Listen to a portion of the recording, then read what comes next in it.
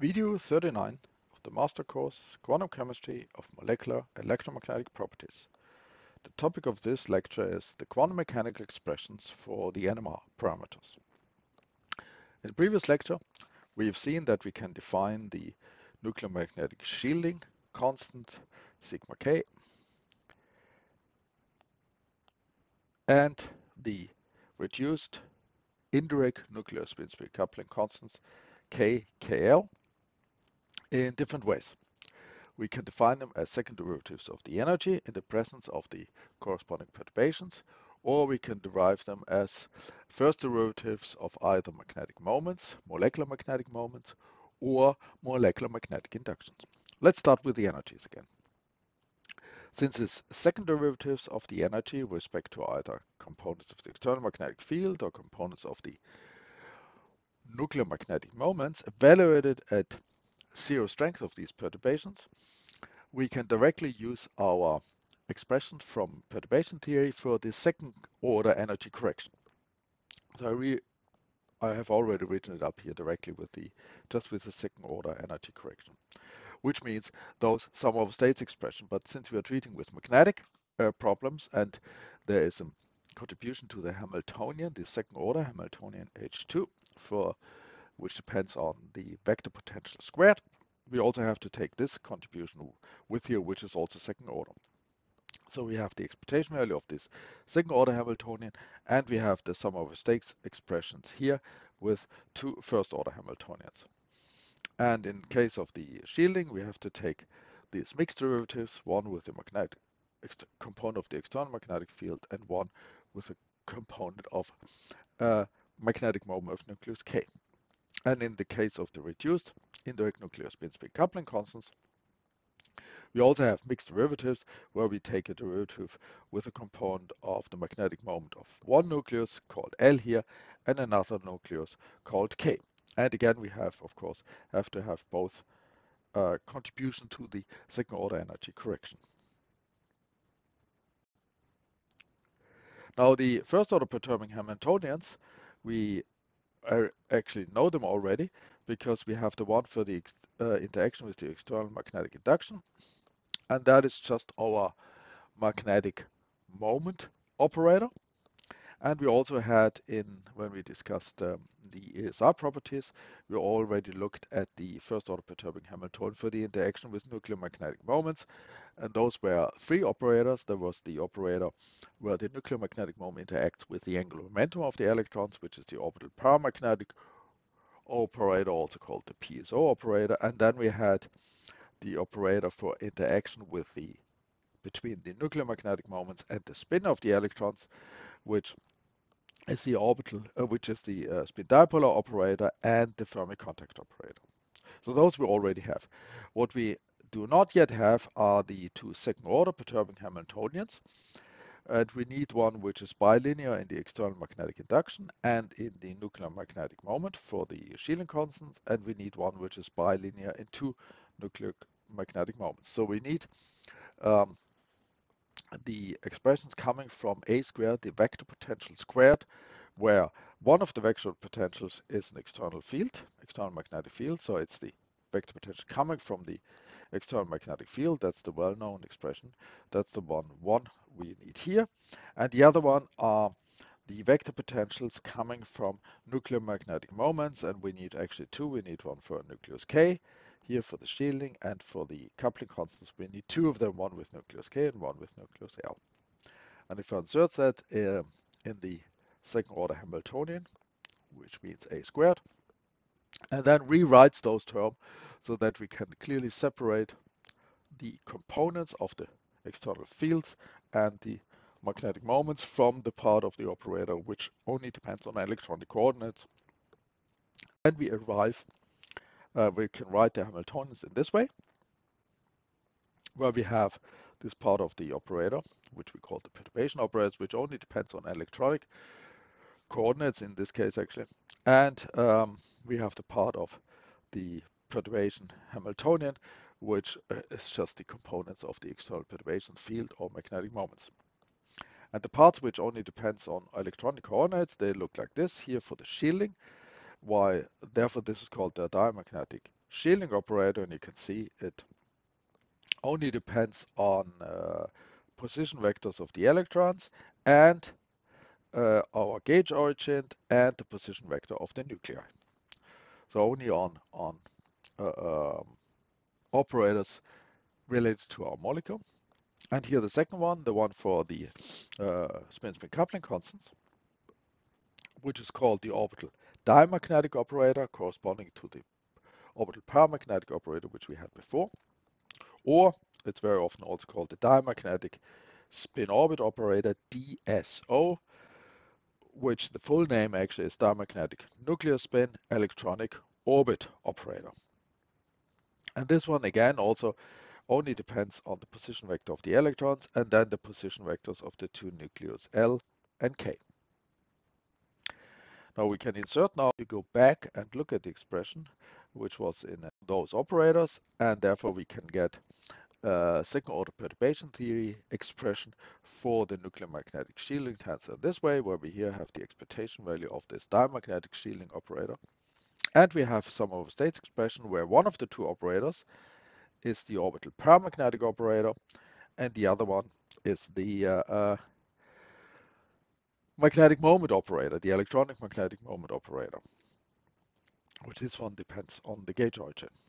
So we get two contributions to the shielding tensor. We get a diamagnetic contribution, this one, and we get a paramagnetic contribution, which is the sum of states expression.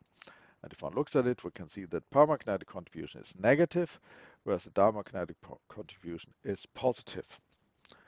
And if we have the case that the paramagnetic contribution actually is larger than the diamagnetic contribution, which means the total shielding tensor is then negative, this means that the nucleus is actually deshielded.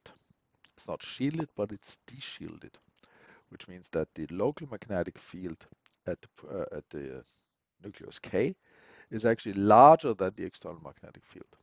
So the electrons sort of increase or add an extra magnetic field. The local induced molecular magnetic induction actually has the same direction as the external field, so increase the external field. Both these contributions depend on the gauge origin. Here it's explicit.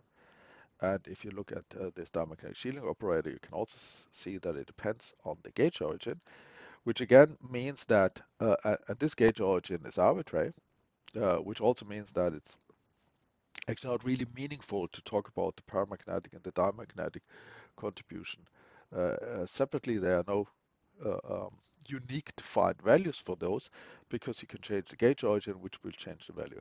The total shielding tensor can be shown to be independent, at least using this exact theory expression, independent of this gauge origin. Now you might ask yourself why I only have included the orbital paramagnetic operator here for the interaction between the nuclear magnetic moments and the electrons, and not also the two spin terms, the Fermi contact and spin dipolar term. Now, previous lecture, for those spin dipolar and Fermi contact operator, you can see they include the electron spin operator, obviously because it's the interaction between nuclear magnetic moments and the spin of the electrons. So they contain the electronic spin operator. Now, if I would have put them here or here, let's look at this case, which is there. You would have the spin operator acting on this excited state wave function, which means that it would change the spin of that. So the excited state wave function here, if this is a singlet state, the excited state wave function would have to be a triplet state. But the molecular magnetic moment operator does not contain the spin of the electrons. So it's not going to change the spin of the electrons, which means that those two wave functions have to have the same spin. And as this was a singlet wave function, this is going to also has to be a singlet wave function. And but those two wave functions are the same, and they cannot be at the same time a singlet as is required for this transition moment, at least if you want it to be different from zero. This has to be a singlet wave function, whereas if I would have the Fermi contact and the spin dipole moment operators in here, then this wave function would have to be a triplet wave function if that's a singlet. So, and as they can't be the same at the time, there's no contribution from this Fermi contact and spin dipole operator. It's only from the orbital paramagnetic operator, which also does not contain the spin operator. Now let's look at the reduced indirect nuclear spin-spin coupling tensor. Here the story is slightly different. Here we get many more terms. We get this ground set expectation value term with the orbital diamagnetic operator. And we get several sum over states contributions, because here now I can have the orbital paramagnetic operator, the Fermi contact, and the spin dipole moment operator. And then this will give rise to a term where we have orbital paramagnetic in all the operators. So orbital paramagnetic with orbital paramagnetic. We can of course have Fermi contact with Fermi contact, so both in the left and in the right transition moment we will have Fermi contact operator. We can have the spin dipole moment operator in both of them, and then we can have a Fermi contact and spin dipole, which means in one of the operators here and there we would have the Fermi contact operator, and there we would have the spin dipole operator. The term where we would have orbital paramagnetic in one here and here, and one of the spin operators, spin electron spin dependent operator, meaning the Fermi contact or spin dipole moment operator there. Again, like for the shielding, that term does not exist, or it's zero, because it would require that the excited states are at the same time a singlet or a triplet spin wave function. And that cannot be. So we only have these terms here. Now, this cross term with the Fermi contact and spin dipole moment operator has the property that it's anisotropic, which means the sum of the diagonal elements, so the sum of the xx, yy, and zz components of this tensor, if you sum it together, you get 0, so it's completely anisotropic, which means that it doesn't contribute to the trace of this coupling tensor, and therefore not to the coupling constant, because that's the sum of the diagonal elements divided by 3. And again, like in the case, like I discussed it already for the ESR spectroscopy hyperfine coupling tensor, the Fermi contact operator is isotropic, so the XX component, the YY component, and the ZZ component of this spin-spin coupling tensor, where we have the Fermi contact operator in all places, they are all the same. So you actually only have to calculate one of them. Now here's discuss the story that why do we not have orbital paramagnetic, and then one of the two spin terms. If I let the spin operator act on the singlet state, that gives a linear combination of triplet states. So the spin operator acting on this singlet state is actually, the result of that is a triplet state, and in order to have a non-zero overlap with this state, psi n has to be then, of course, has to be a triplet state. Otherwise, this integral would be 0. Whereas the orbital paramagnetic is spin free, so the excited state has to have the same spin symmetry as the ground state, which is, if that was a singlet, that's what I assumed there, it's going to be a singlet, then we have this problem. And therefore we're not going to get any of these cross terms.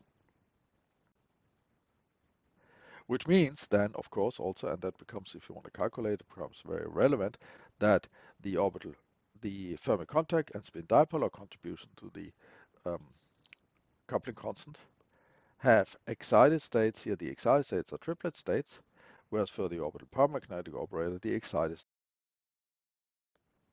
states are singlet states.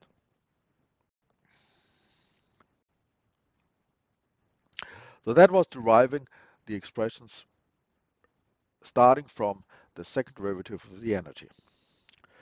What we also had derived in the last lecture, expression for the shielding constant and the coupling constant as first derivatives of the molecular magnetic moment, here in the case of the shielding constant, or of the molecular magnetic induction. And for the coupling constants, there's one expression where we have a derivative of the molecular magnetic induction in the presence of external magnetic moments, or in the presence of magnetic moments, with respect to one of the components of the magnetic moments. In order to be able to evaluate these derivatives, of course, we first need expressions for the magnetic moment in the presence of these perturbations and the molecular magnetic induction in the presence of these perturbations. So we need the corresponding operators in order to calculate these, the molecular magnetic induction and the molecular magnetic moment, as an expectation value of an operator. And so we need the operator for the molecular magnetic moment in the presence of now nuclear magnetic moments. We had it before when we talked about magnetizability. We had the same operator, but in the presence of external magnetic fields, but now we need it in the presence of nuclear magnetic moments. And of course, we get first the two terms which are independent of external fields or nuclear magnetic moments. The one which is the comes from the orbital motion, the orbital angular momentum of the electrons, and one which comes from the spin of the um, electrons. So this is essentially the angular momentum operator or the molecular magnetic moment operator coming from the angular momentum, and this from the spin. But from the second order perturbation Hamiltonian, the term including the square of the vector potential, we will also get a contribution, which now depends on the magnetic moments of the nuclei.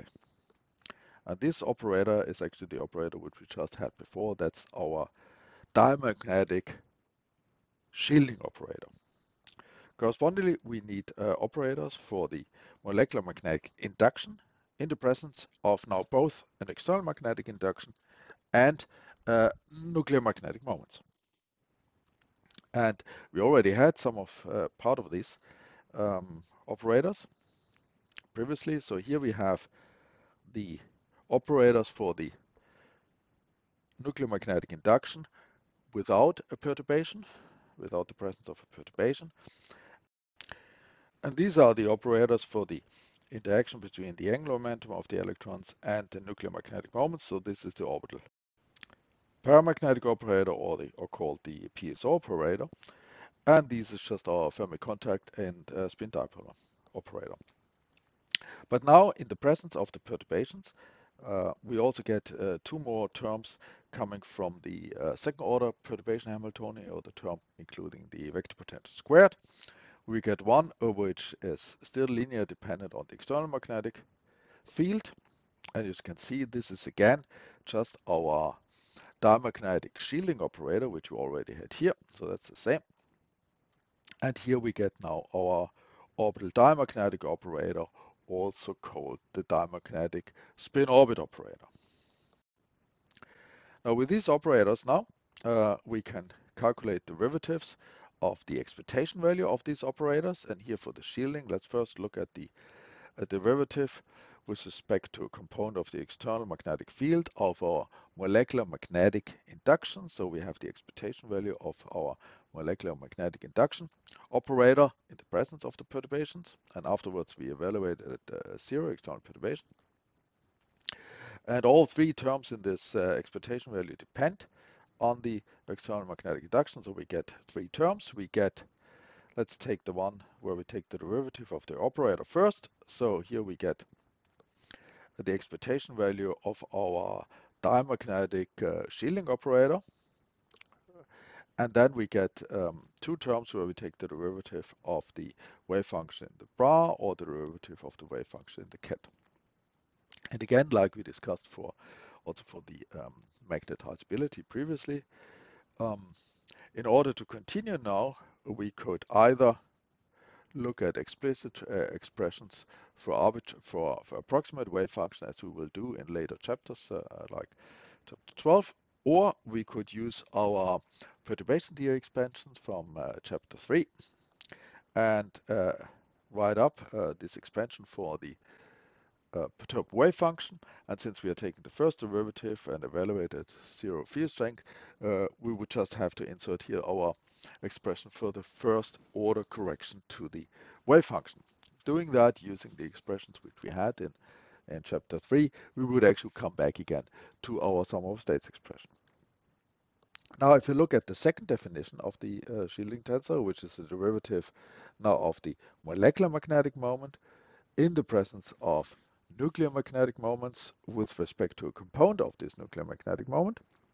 So we need to have an expectation value for this. So we have our molecular magnetic moment operator, but the perturbed one, so in the presence of the magnetic moments, and our wave function are perturbed in the presence of magnetic moments, and we have to take a derivative of this with a component of these magnetic moments.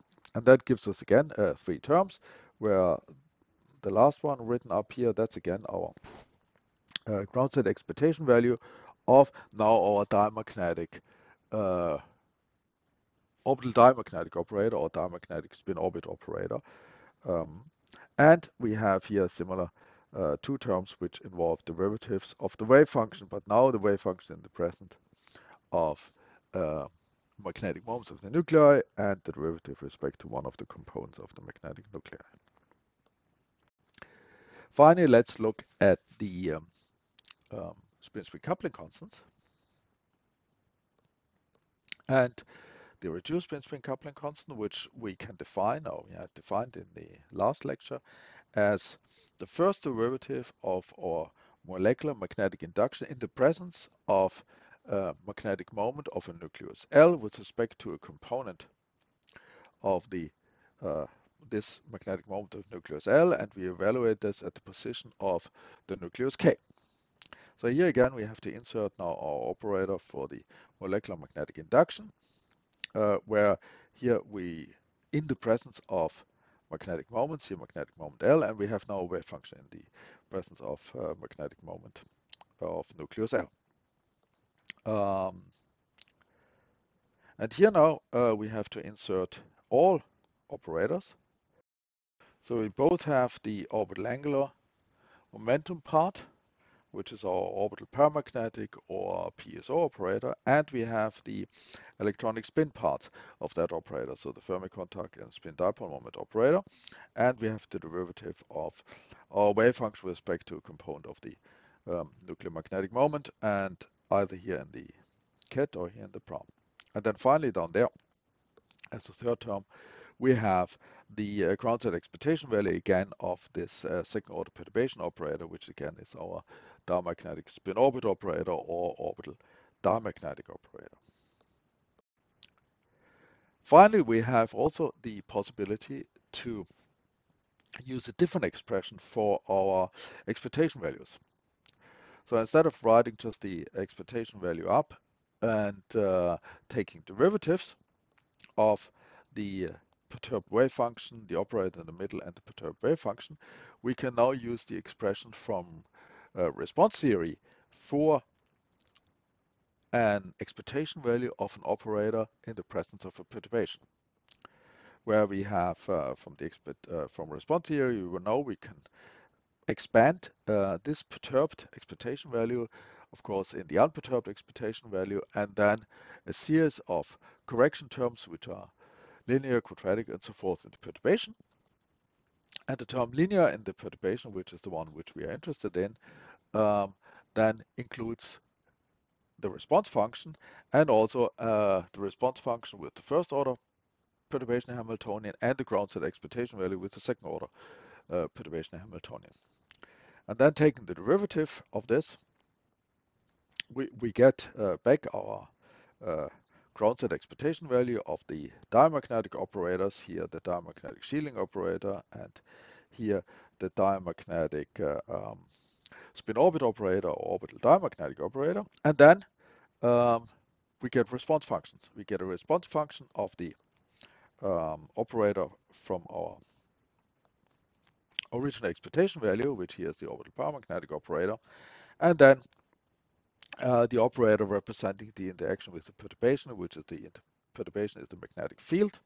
So it's the operator for the interaction of the electrons with the um, external magnetic field, which is here our magnetic moment operator. And similar down here for the coupling constants, where we get then uh, several response functions. I have written them up here as two, one with the orbital paramagnetic operator as the two operators in the response function, and one with all the spin operators, so Fermi contact, spin dipole, Fermi contact, spin dipole operator.